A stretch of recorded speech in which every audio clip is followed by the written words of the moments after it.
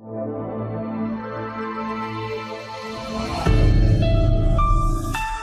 मेरे shining star, स्वागत है आपका एक बार फिर से आपकी अपनी कक्षा 3 में। तो बच्चों, आज हम कराने जा रहे हैं वाणी श्रृंखला मेरी हिंदी व्याकरण से कौन सा पाठ? पाठ 13। और आज हम सीखेंगे अनेक शब्दों के लिए एक शब्द। तो चलिए प्रारंभ करते हैं। भाषा को सुंदर, संक्षिप्त और सरल रूप में लिखने के लिए कुछ शब्दों या वाक्यों के अंशों के स्थान पर एक शब्द का प्रयोग किया जाता है। इसके लिए कुछ ऐसे शब्दों की जानकारी होना आवश्यक है जो अनेक शब्दों के स्थान पर एक शब्द के रूप में प्रयुक्त किए जाते हैं। जैसे दूसरों पर दया करने वाला, इन 4 शब्दों के लिए दयालु शब्द का भी प्रयोग किया जा सकता है। इस प्रकार के शब्द ही वाक्यांशों के लिए एक शब्द या अनेक शब्दों के लिए एक शब्द कहलाते हैं। अब जो है नीचे अनेक शब्दों के लिए एक शब्द दिए हैं और इनको हमें बच्चों पढ़ने के साथ साथ हमें इन्हें याद भी करना होगा, तभी ये हमारे लिए बहुत ज़्यादा लाभकारी होंगे। जैसे बड़ा भाई है उसको क्या बोलेंगे? अग्रज। छोटे भाई को अनुज। जिसका पति मर गया हो विधवा। जिसकी पत्नी मर गई हो विधुर। देखने वाला दर्शक। पढ़ने वाला पाठक।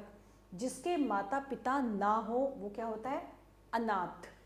जो कभी ना मरे अमर। जो कभी बूढ़ा ना हो अजर। जो जाना होने वाला दैनिक। देखो ये पूरा लंबा शब्द लंबा है, लेकिन इसका एक शब्द क्या हो जाएगा? दैनिक। ईश्वर को मानने वाला, इसका एक शब्द हो जाएगा ईश्वर को मानने वाला आस्तिक, और ईश्वर को ना मानने वाला नास्तिक। लोभ करने वाला लोभी। प्रत्येक मास होने वाला, जो प्रत्येक महीने होता है मास होने वाला है, वो होता है मासिक।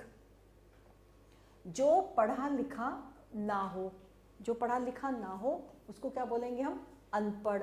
जल में रहने वाला जलचर। जिसका कोई आरंभ ना हो अनादि। जिसका कोई आकार ना हो निराकार। अपनी इच्छा से सेवा करने वाला सेवक। आप देख रहे हैं इतना लंबा, लेकिन उसका एक शब्द हो जाता है। गांव में रहने वाला ग्रामीण। सुनने वाला श्रोता। पुस्तक या लेख लिखने वाला लेखक। जहां पुस्तकें रखी हो पुस्तकालय। दूसरों पर उपकार करने वाला परोपकारी। जहां औषधियां रखी हो औषधालय। कम बोलने वाला मितभाषी। शाक सब्जी खाने वाला शाकाहारी। और सत्य बोलने वाला सत्यवादी। तो बच्चों ये आपको जो है याद करने होंगे, जो है एक शब्द, बहुत सारे शब्दों के एक शब्द, वो आपको याद करना, ठीक है। और अब हम करेंगे सही मिलान। नगर में रहने वाला नागरिक, हमने इसको नागरिक से मिला दिया। अपना मतलब साधने वाला, अपना मतलब साधने वाला स्वार्थी। प्रत्येक मास होने वाला मासिक। कम बोलने वाला मितभाषी। और जो काम ना करे अकर्मण्य। इसको हमने एक शब्द को में मिला दिया, इसको हमने सही मिलान कर दिया है। और अब क्या करना है बच्चों? निम्नलिखित वाक्यांशों के लिए एक एक शब्द लिखिए। अब हमें इनके लिए एक एक शब्द लिखना है। जैसे जो साथ पढ़ने वाला उसको करेंगे हम सहपाठी।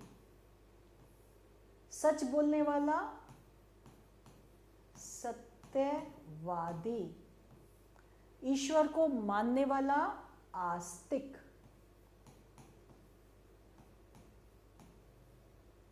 और ये 3 कौन करने वाला है? ये 3 करेंगे आप बच्चों, ठीक है। निम्नलिखित शब्दों के लिए वाक्यांश लिखिए।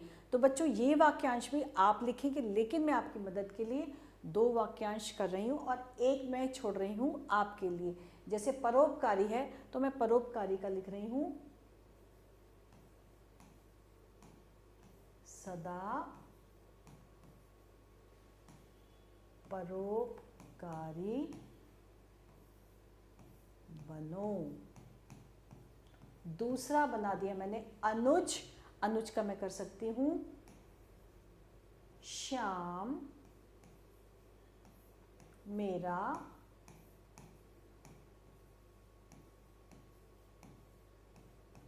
अनुज है, श्याम मेरा अनुज है। तो मैंने ये 2 वाक्य बना दिए और ऊपर का जो है मैंने वाक्यांश आपके लिए छोड़ दिया है।